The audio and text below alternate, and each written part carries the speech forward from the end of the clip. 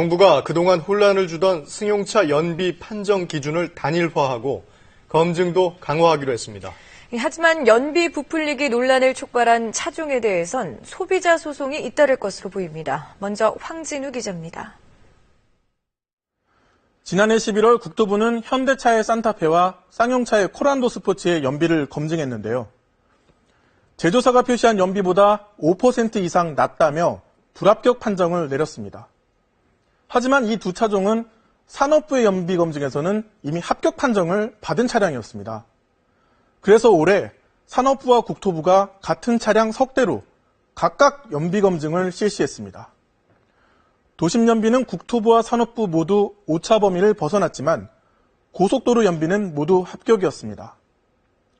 그러나 이 두 연비를 합친 복합 연비는 국토부는 오차 범위 5% 밖이라며 불합격, 산업부는 오차 범위 아니라며 합격 판정을 내렸습니다.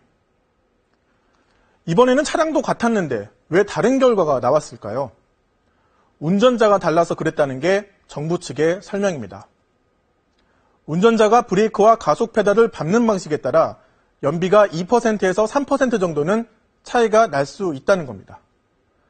정부는 혼란이 계속되자 연비 검증을 국토부로 일어나고 도심 연비와 고속도로 연비 하나라도 허용 오차 5%를 초과하면 불합격 판정을 내리기로 했습니다. 그렇다면 합격이냐 불합격이냐, 논란을 빚어온 두 차종에 대해선 어떤 판정이 내려질까요? 정인성 기자가 취재했습니다.